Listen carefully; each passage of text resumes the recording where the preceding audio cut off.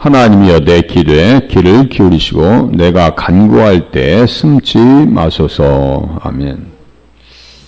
가장 절박할 때, 힘들 때 하나님 앞에 기도로 나가는 것은 성도들에게 있어서 당연한 도리입니다.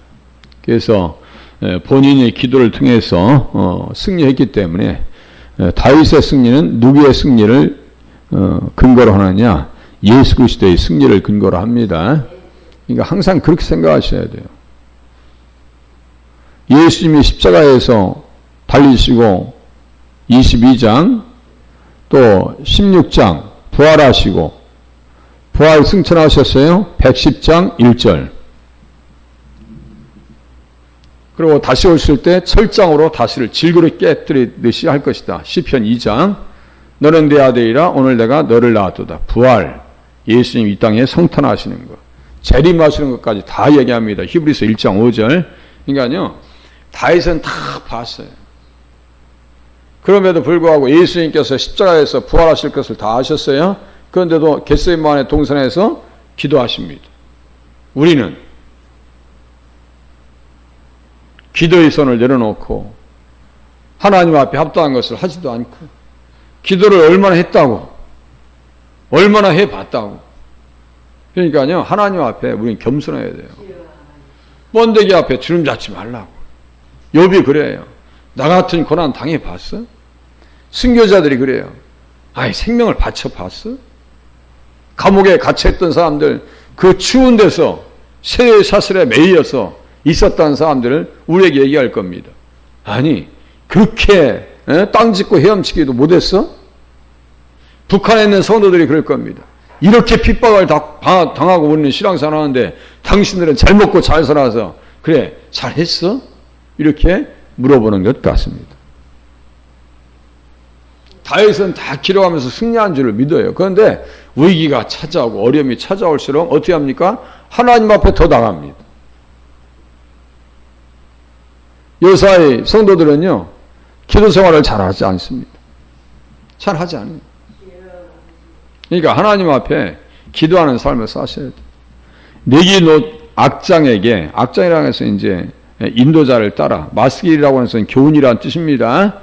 그래서 네기노, 네기노보다는 정확한 발음이 네기나인데, 어쨌든 이렇게, 네기노, 현악에 맞춘 노래다.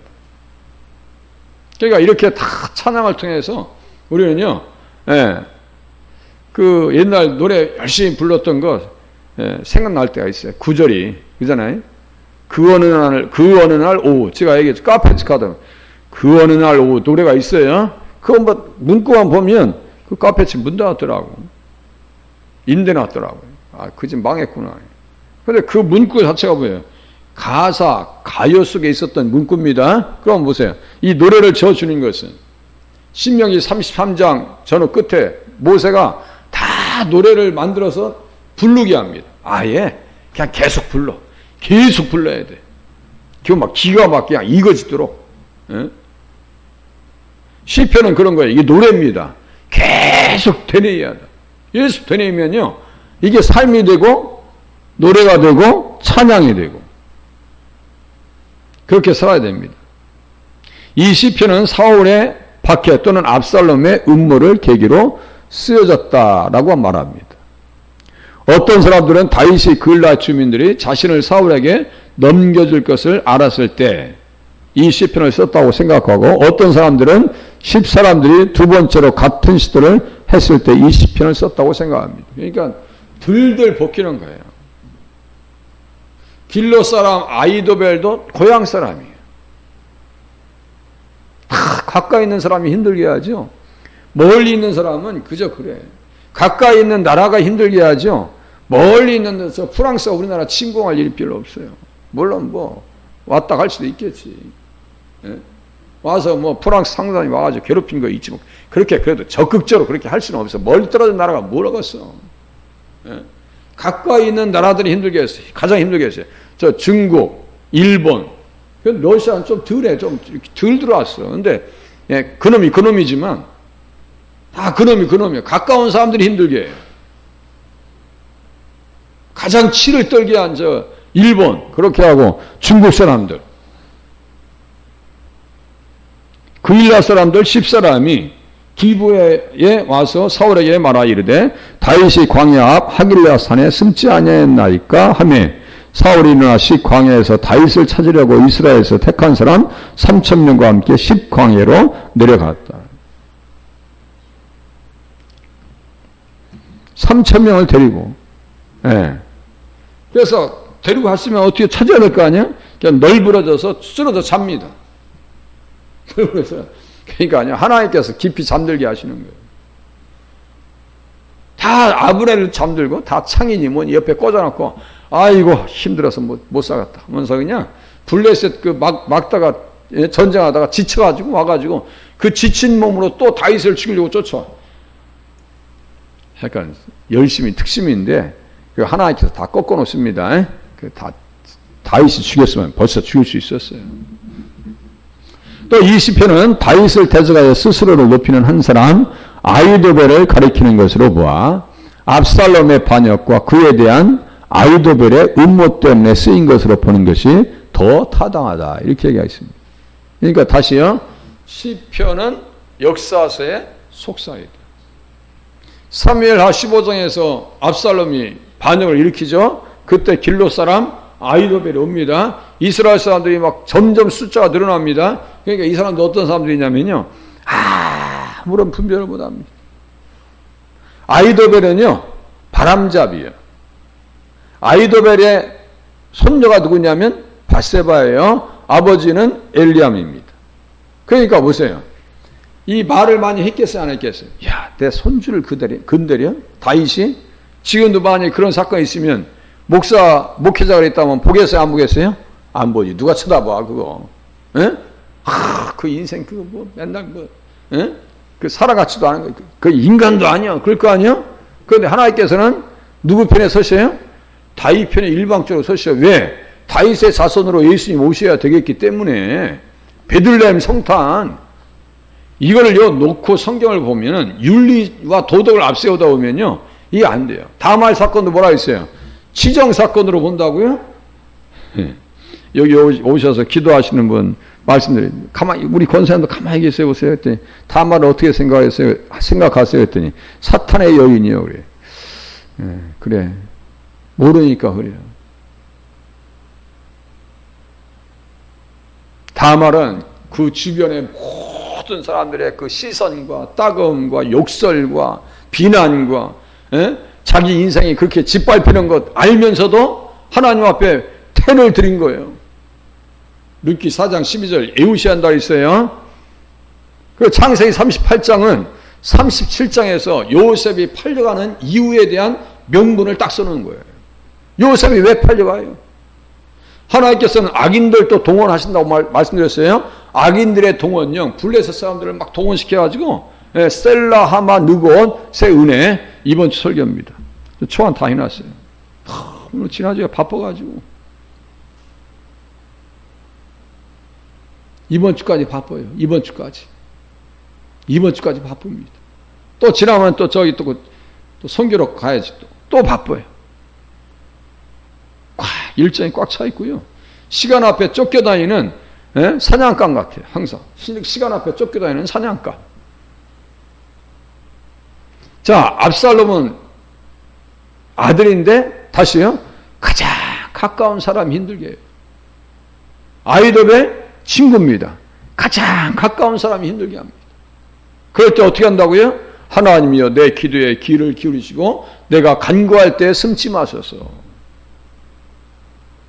솟아날 구멍이 있어요. 다 무너져도 솟아날 구멍이 있어요. 그게 뭐예요? 우리는 기도의 호흡인 줄로 깨달으시길 바랍니다. 기도의 호흡이에요. 저 북극에 보면은 흰 곰들이 어마어마하게 큽니다. 걔들 거의 1톤 돼요. 걔들이 10km 밖에 있는 냄새까지 다 맡습니다. 우리는 뭐 냄새 못 맡아요. 10km 밖에 있는 냄새까지 아는데 얘들은요 물개들이 이렇게 숨구멍이 있어요. 숨구멍이. 그래서 10분, 20분 되면 한 번 숨을 쉬고 들어가야 돼. 그 구멍 밑에 다 여기서 기다리고 있습니다. 그 잠깐 올라오는 사이에 딱 챕니다. 그렇게 하고 물개들은 새끼를 낳으면요 3m, 4m 되는 밑에 얼음층 밑에 눈 밑에 새끼를 숨겨놔요.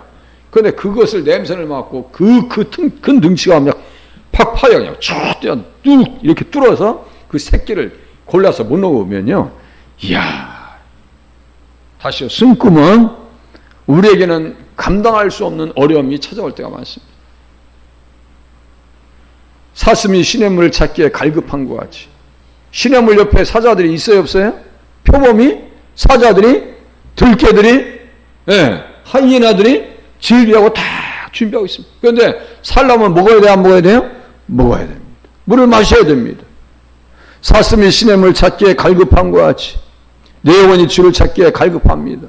그 갈급한 심령으로 신앙생활을 하시고 기도생활을 하실 수 있기를 바랍니다. 갈급함이 있어야 돼요. 하나님 살려주세요. 나를 책망하는 자가 시편 55장 12절 밑에 오면 나를 책망하는 자가 원수가 아니라 원수일진데 내가 참았으리라. 나를 대하여 자기를 높이는 자는 나를 미워하는 자가 아니라 미워하는 자일진데 내가 그를 피하여 숨었으리. 내가 알았더라면 숨었겠다. 내가 아싸리 원수였다면, 미워하는 사람이었더라면, 내가 블레셋 같은 사람들이었더라면, 에돔 사람 같은 사람들이었다면 아주 금방 단박에 알았을 건데 세상에 몇 년 동안 반란을 준비하고 쿠데타를 모의했던 것을 다윗은 몰랐습니다. 하루아침에 일이 터져버립니다. 하루아침에 일이 생길 때 우리가 모르는 사이에 터져버리죠. 우리가 모르는 사이에 일이 터져버립니다. 제방이 무너지고 뚝이 무너지고 아침에 잠깐 봤더니 저 중국 쪽에서는요 댐이 하나 무너져가지고 몇 년 전에 24만 명이가 죽었대요. 24만 명. 그 세상에 알려지지 않았어요. 인지 알려지는 거예요. 24만 명. 그 24만 명이 죽을 때 어떻게 됐겠어요? 알았겠어요? 몰랐겠어요? 제방이 이게 무너지고 뚝이 무너진 것을 몰랐으니까 죽는 거예요. 그죠? 몰랐으니까 죽습니다. 저 포천 쪽에 파주 쪽에도 제 동기가 한 분이 있었어요. 여름성경학교. 지금 한참 여름성경학교 이제 준비하고 할 때잖아요. 그런데 아니 갑자기 강물이 무너져가지고 제방이 무너져가지고 물이 들어와서 주일학생들 2명인가 3명이 죽었습니다. 여름성경학교 할 때. 그분 결국 목회 못하고 미국으로 가셨습니다. 알았더라면 준비했죠. 그죠? 알았더라면 준비했죠. 아이들이 왜 물속에 들어가서 사고 나요? 알았더라면 안 들어갔죠. 근데 밑에 물이 얼마나 속도가 빠른지 몰라요. 제가 홍천강 갔을 때 말이죠. 저도 저 학생들 2명을 죽일 뻔했어요. 이 녀석들이 내가 보지 않는 그 있는 사이에 주부를 그 공기가 빠지는 주부를 타고 그걸 들어가 버린 거야. 가니까 애들이 그때는 전도사님 하고 그 한가운데서 부르는데 큰일 났다. 내가 수영도 못하는데 쟤들을 죽게끔 내가 내버려도 큰일 났네. 근데 마침 하나님께서 살시려고 그 목사님 아들도 거기 하나 끼어 있었어. 2명 중에 그 목사님 아들도. 마침 거기 앞에서 튜브 있죠? 고무 튜브. 그것도 작은 게 아니야. 그 자동차 튜브 있죠? 크잖아요. 그거 가지고 저 여자분들이 물장구 치고 있어서 그것 좀 주시오. 내 몸에 하나 걸고 들고 가서 데리고 나와가지고요. 제가 등짝을 아주 있는 힘껏 2대씩 두드려 패버렸어요. 왜 말을 안 들어? 왜? 아무 소리보다 죽는 것보다 낫지 두들기 맞는 게. 그죠? 하나님 앞에 기도해야 살 수 있는 줄로 깨달으시길 바랍니다. 우리는 몰라요. 아무것도 모릅니다. 다윗이 몰랐어요. 그러니까 당한 거예요. 그럴 때 어떻게 했어요? 아이도벨의 모략을 어리석게 하시옵소서. 이 외마디 기도입니다. 아이도벨의 모략을 어리석게 하시옵소서. 그는 곧 너로다 나의 동료 나의 친구요 나의 가까운 친구로다. 이 말씀의 관주가 시편 41장 9절인데요. 시편 41장 9절에서 요한복음 13장 18절로 연결시킵니다. 그러니까 제가 뭐라 했어요? 다 경로 설정이 돼 있어요. 완벽하게 경로 설정이 돼 있어요. 예수님 모시고 성경 보라고. 그런데 이 경로 설정을 우리는 안 보지요. 컴퓨터를 볼 때 다 경로 설정이 되어 있어요. 이렇게 깔고 이렇게 동의하고 이렇게 yes, no 이런 거 다 하셔야 됩니다 하고 경로 설정이 되어 있어요. 그게 안 되어 있으면요 절대로 못 들어갑니다. 쓰지 못하게 만들어 있어요. 이 경로 설정을 잠깐 보고 끝낼게요. 내가 너희 모두를 가리켜 말하는 것이 아니니라. 나는 내가 택한 자들이 누구인지를 압니다. 그러나 내 떡을 먹는 자가 내게 발꿈치를 들었다 한 성경을 응하게 하려는 것이니라.